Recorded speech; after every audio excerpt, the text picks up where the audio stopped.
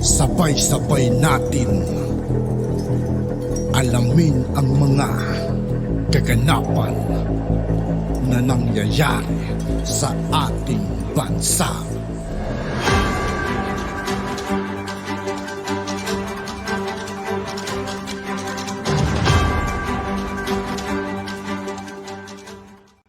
Yo, what's up mga kaibigan? This is I2K po again. Ngayon nandito naman ulit tayo sa channel ni Pinoy News TV. Dito naman ulit tayo magbibigay ng komento at reaksyon. Pero bago ang lahat ng yan mga kaibigan, sa lahat ng hindi pa nakasubscribe kay Pinoy News TV, mag-subscribe na po tayo at huwag nyo rin pong kalimutan mag-subscribe dito sa aking channel.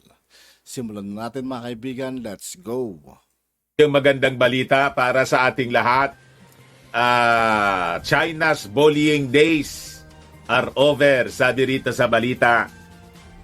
Bakit anya Mr. Maravillas? Magti-team up na daw mga kababayan yung Pilipinas at saka yung Amerika sa gagawing resupply mission sa mga susunod na araw. Sabi to mga kababayan ni Senator Raffy Tulfo sa interview sa Armed Forces of the Philippines. As revealed by General Browner. Di ba? Napakagandang balita. Ang BBM lang po, mga kababayan, yung sa Kalam. Kamimi ngayon, mga kababayan, yung mga pro-China propagandist dito sa ating bansa. Ano kayo ngayon? Sabi rito sa balita, the Philippines is joining forces with its close ally, the United States, for the next mission to deliver provisions to a remote outpost in Ayungin Shoal. Isa na po, tuloy-tuloy po ito. Dapat permanente na siya. At siguro po, mga kababayan, ang gawin ng America with our forces, mag-station na muna ng ilang buwan doon sa Ayungin Shoal. Nakabantay lang po. Then hakot na rin po tayo ng mga panambak para gawin na natin na permanenteng base militar. Ilagay natin yung extension ng EDCA sites. Doon na mismo sa Ayungin Shoal, yung additional EDCA sites natin. So habang naghahakot ng mga panambak, for a permanent structure, siguro gayahin natin yung ginawa nila doon sa sa Spratly. Sila nga nag-construct ng ng artificial island. Galing pa yung mga lupa sa ating mga kabundukan. O di ba? Tapos ngayon may ginagawa sila na airstrip. Iyon din. Buti na lang talaga mga kaibigan, si Pangulong Bongbong Marcos yung nanalo, naharap niya yung pagdating sa usaping China mga kaibigan. Kung ano man yung pagmamayari ng Pilipinas talaga. Buti na lang talaga, meron tayong Bongbong Marcos mga kaibigan. Yung gawin natin po, mga kababayan. Anyway, yung Ayungin Shoal, mga kababayan, territory natin. So wala silang paki. So, sabi rito sa balita, the joint resupply operation of the Philippine Coast Guard and the U.S. military is expected to begin by September, o next month na po, or October, in a bid to reinforce the country's defenses against China's relentless harassment in the West Philippine Sea. Doon natin, mga kababayan, i-posisyon yung mga darating na BrahMos missile system. Yung in-order natin sa India, doon na natin i-position po. So the latest information was obtained by Senator Raffy Tulfo based on his conversation with Armed Forces Chief General Romeo Browner. O narito, mga kababayan, kinausap ni Tulfo si Defense Secretary Gilbert Teodoro Jr. and Philippine Ambassador to the United States, Jose Manuel Romualdez, to recommend the joint Philippine-U.S. operation in Ayungin.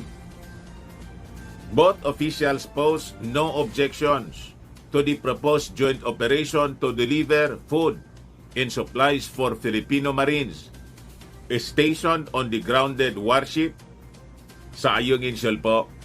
Tingnan natin mga kababayan kung ano yung magiging reaction ng China. Di ba?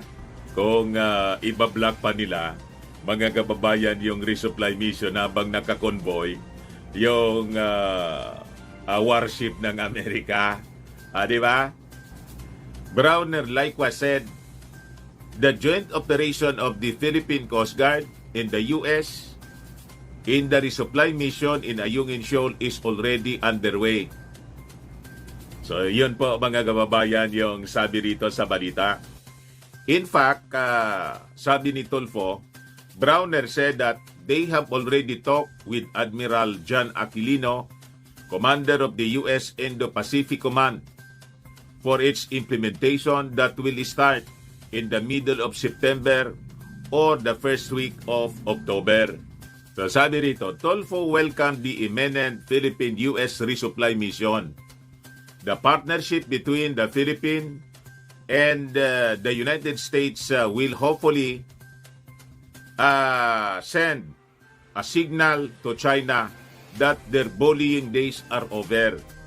Tapos na ang maliligayang araw ng pambubuli at panghaharas ng Chinese Coast Guard sa Philippine Coast Guard sa West Philippine Sea, sabi po ni Tulfo. The United States earlier expressed solidarity with the Philippines following dangerous actions by the Chinese Coast Guards obstructing a Philippine resupply mission to Ayungin Shoal on August 15. Sabi rito sa balita, according to the U.S. State Department, the use of water cannons and unsafe blocking maneuvers interfered with the Philippines' lawful exercise of high seas freedom of navigation and jeopardized the safety of the Philippine vessels and crew.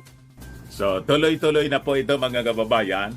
And yung ating Pangulong Bongbong Marcos makikipag-usap na rin sa Australian Prime Minister Anthony Albanese next month na po mga kababayan, para ang sabi i-discuss yung continuation of the joint military exercises between the Philippines and Australia to increase the capabilities of their respective forces in addition to other issues of common concern in the midst of the current geopolitical condition dito po sa South China Sea, sa Indo-Pacific region. So in an interview mga kababayan, sabi ng ating Pangulo dito, I think we would be discussing for sure also the continuation of this kind of joint exercise. Alam naman ninyo, pagka maganda ang coordination, lalong-lalo na pag sa military, pagka napakalaki ng multiplier effect, and that's why it is important that we continue that. So sabi ng ating Pangulo, we have many common concerns with Australia in terms of the region. And of course, we also have very many Filipino nationals in Australia. And I was reminding the ambassador, we have large contingent of Filipinos in Australia.